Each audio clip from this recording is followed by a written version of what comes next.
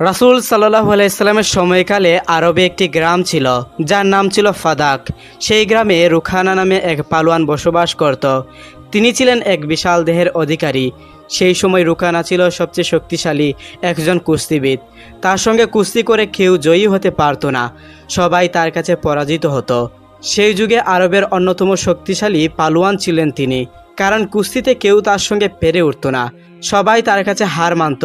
সে সময় আরবের সবচেয়ে শক্তিশালী ব্যক্তি হিসেবে রুখানাকে সবাই স্বীকৃতি দিল। একদা রুখানা গ্রামের লোকজনের সঙ্গে কুস্তি নিয়ে কি যেন এক আলোচনা করেছিল। ঠিক তখন সেখানে এক ব্যক্তি উপস্থিত হয়ে সবাইকে লক্ষ্য করে বলতে লাগলো, তোমরা কি জানো মক্কায় একজন নবী আগমন করেছে যার নাম মুহাম্মদ, এবং তিনি আল্লাহর প্রেরিত একজন নবী ও তার উপর আসমানি কিতাব কুরআন নাজিল হয়েছে, এবং তার কথা শুনে সবাই দলে দলে ইসলাম গ্রহণ করছে। তিনি নাকি অনেক জাদুও জানেন। তার কথা শুনে লোকেরা বলল, বলো কি, তাহলে তো আমাদের অবশ্যই তার সাথে একবার দেখা করা উচিত। কিছুক্ষণ পর রুখানা তাদেরকে বলল, যদি সত্যিই তিনি আল্লাহর একজন নবী হন, তাহলে তো আমাকে অবশ্যই তার সাথে কুস্তি লড়তে হবে এবং তাকে সেই কুস্তিতে হারাতে হবে। এই কথা ভেবে রুখানা পালোয়ান সেখান থেকে সোজা তার বাড়িতে চলে গেল। রুখানার একটি পুত্র সন্তান ছিল যার নাম ছিল ইয়াজিদ। সেও তার বাবার মতো শক্তিশালী একজন পালোয়ান ছিল এবং সেও তার বাবার মতো কখনো কুস্তিতে হারেনি। রুখানা তার ছেলেকে বলল, আমি লোকেদের মুখে শুনলাম মক্কায় নাকি মুহাম্মদ নামে একজন আছে, সে নাকি অনেক বড় একজন জাদুকর। তাই আমি ভাবছি মক্কায় গিয়ে তার সাথে দেখা করব এবং তার সাথে কুস্তি করব। রুখানার মুখে এমন কথা শুনে রুখানার ছেলে ইয়াজিদ বলল, বাবা, আমিও তোমার সঙ্গে মক্কায় যাব, আমিও দেখতে চাই তিনি আসলে কে। অতঃপর একদা রুখানা ও তার ছেলে ইয়াজিদ মুহাম্মদ সাল্লাল্লাহু আলাইহি সাল্লামের সাথে দেখা করার জন্য মক্কার উদ্দেশ্যে বেরিয়ে পড়ল। অতঃপর বেশ কয়েকদিন পর চলে গেল। মরুভূমির বিশাল পথ পাড়ি দিয়ে অবশেষে তারা মক্কায় পৌঁছালো। কিন্তু মক্কায় পৌঁছানোর পর রুখানা দেখতে পেল তার মনের ভিতর কেমন জানি এক অন্যরকম শান্তি অনুভব করছে। আর খেয়াল করে দেখলো যে মক্কার লোকজনের চেহারার মধ্যে কেমন জানি এক নূর আলো জ্বলজ্বল করছে, কারণ এখানে সব কিছু আল্লাহর রহমতে প্রতিষ্ঠিত। মক্কার এমন পরিবেশ দেখে রুখানা তার ছেলেকে বলল, বাবা ইয়াজিদ, আমার মনে হয় এখানে বিশেষ কিছু রয়েছে, কেননা আমি নিজের মধ্যে কেমন জানি অন্যরকম শান্তি অনুভব করছি। বাবার মুখে এমন কথা শুনে পুত্র ইয়াজিদ বলল, হে আমার পিতা, আপনার যেমন মনে হচ্ছে ঠিক তেমনই মনে হচ্ছিল আমার। আমিও নিজের মধ্যে কেমন জানি এক অন্যরকম শান্তি অনুভব করছি, এবং এত সুন্দর শান্তিময় পরিবেশ আমি এর আগে কখনোই দেখিনি। অতঃপর সেখানে এক জায়গায় তারা কিছু লোককে দেখতে পেল। তাই তারা দুইজন সেখানে গেল এবং রুখানা তাদেরকে জিজ্ঞাসা করল, আচ্ছা, তোমরা কি বলতে পারবে মুহাম্মদ সাল্লাল্লাহু আলাইহি সাল্লামকে কোথায় পাওয়া যাবে? তখন ওই লোকেরা বলল, আপনারা কারা এবং কোথা থেকে এসেছেন? তখন রুখানা বলল, আমি একজন পালোয়ান আর আমার নাম রুখানা, আমরা ফাদাক গ্রামের বাসিন্দা। তখন লোকেরা বলল, মুহাম্মদ সাল্লাল্লাহু আলাইহি সাল্লাম আমাদের নবী, তিনি আল্লাহর প্রেরিত রাসূল, এখন তিনি মসজিদে আছেন। অতঃপর রুখানা ও তার ছেলে মসজিদের দিকে রওনা হলো।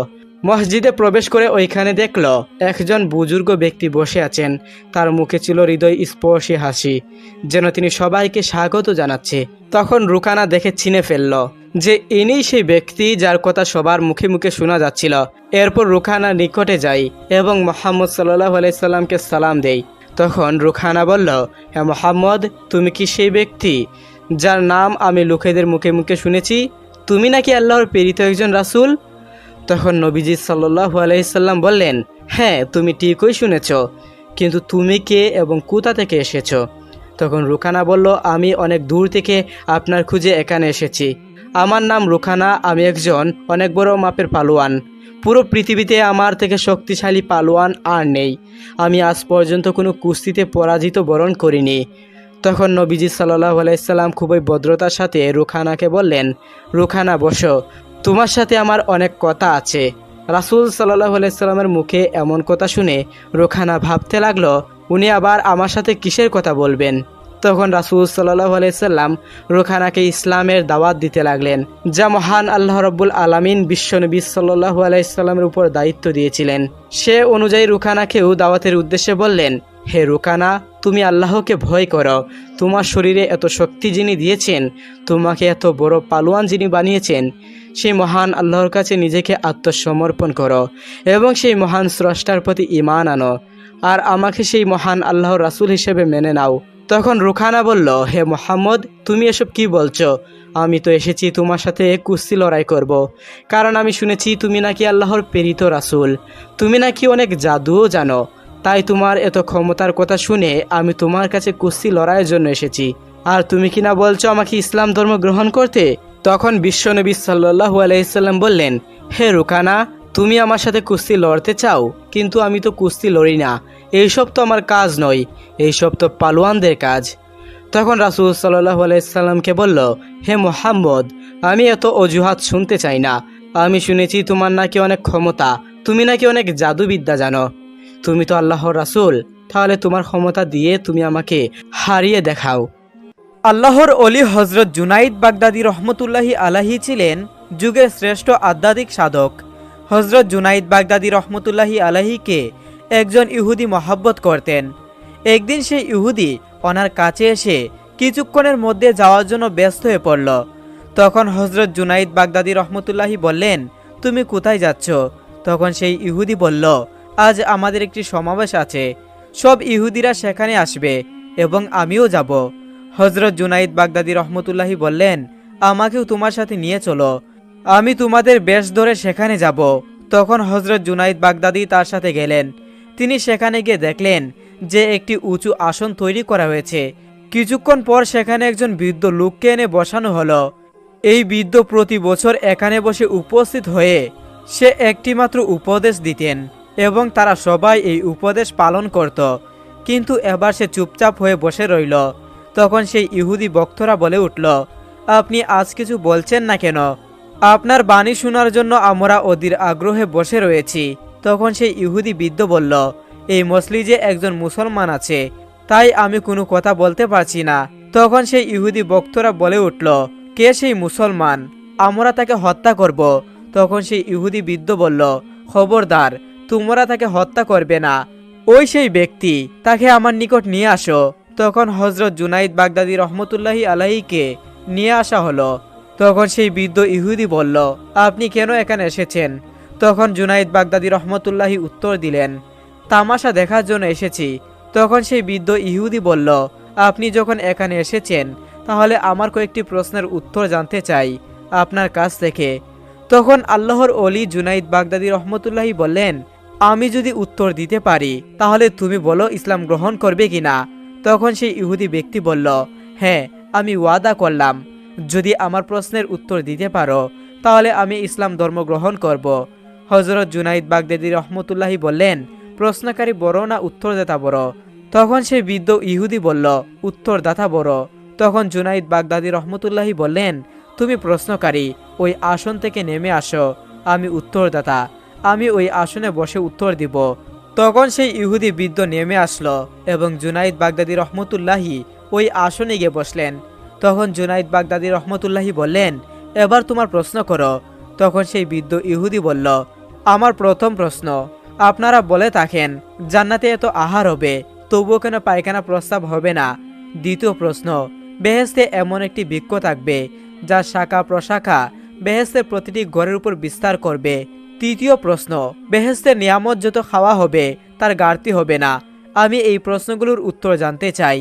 তখন আল্লাহর অলি হজরত জুনাইদ বাগদাদী রহমতুল্লাহি বললেন, প্রথম প্রশ্নের উত্তর, সন্তান যখন তার মায়ের গর্ভে থাকে তখন মায়ের গর্ভে রক্ত আহার করে আর প্রস্রাব পায়খানার প্রয়োজন হয় না। দ্বিতীয় প্রশ্নের উত্তর, পৃথিবীতে সূর্য মাত্র একটি, কিন্তু তার আলো সমগ্র গৃহের উপর পড়ে। তৃতীয় প্রশ্নের উত্তর, পবিত্র কুরআন অগণিত লোকে তেলাওয়াত ও শ্রবণ করে এবং সেটার দ্বারা উপকার পায়, কিন্তু তার স্বাদ ও মাধুর্যতা কমবে না। তারপর হজরত জুনাইদ বাগদাদী রহমতুল্লাহি বললেন, আমি তোমার তিনটি প্রশ্নের উত্তর দিলাম, এখন তুমি আমার একটি প্রশ্নের উত্তর দাও। তখন সেই ইহুদি বলল, প্রশ্ন করুন। আল্লাহর অলি হজরত জুনাইদ বাগদাদী রহমতুল্লাহি বললেন, বেহেশতের দরজার উপর কি লেখা রয়েছে? ইহুদি বৃদ্ধ এই কথা শুনে চুপ হয়ে রইল।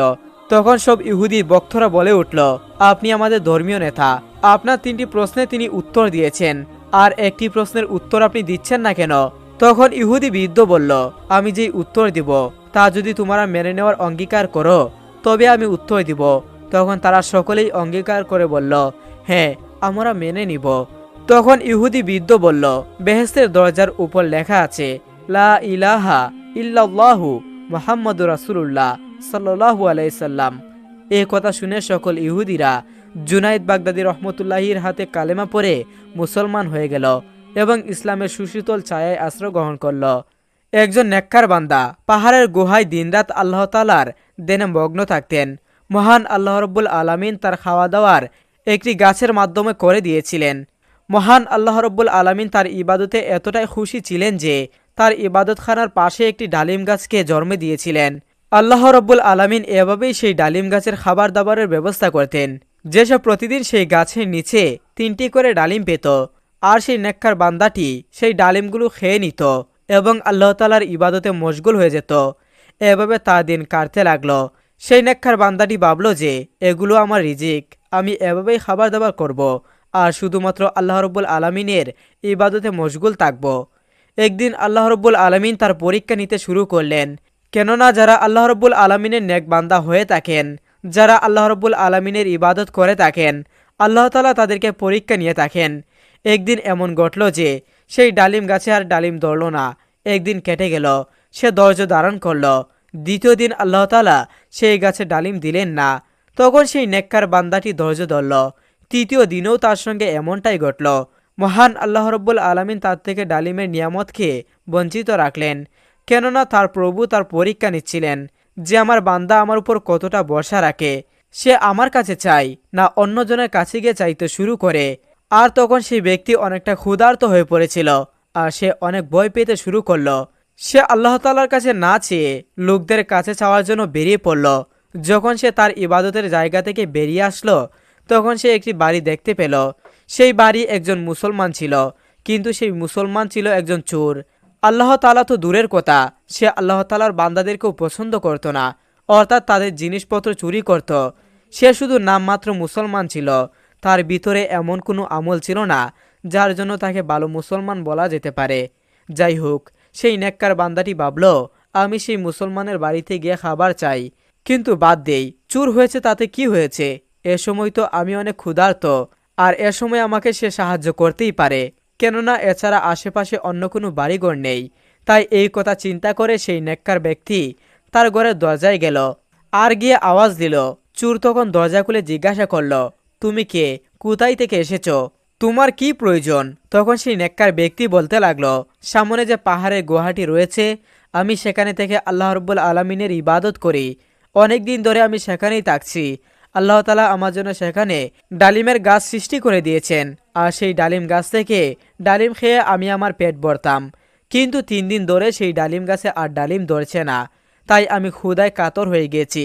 তখন ভাবলাম যে তুমি আমাকে সাহায্য করতে পারো, কেননা আমি অনেক ক্ষুধা অনুভব করছি।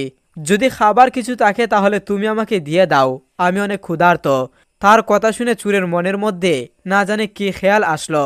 সে বলতে শুরু করলো, আমি আমার কুকুরের জন্য 4টি রুটি রেখেছি, যদি তুমি সেগুলো খেতে চাও তাহলে বলো, আমি তোমাকে সেগুলো দিতে পারি।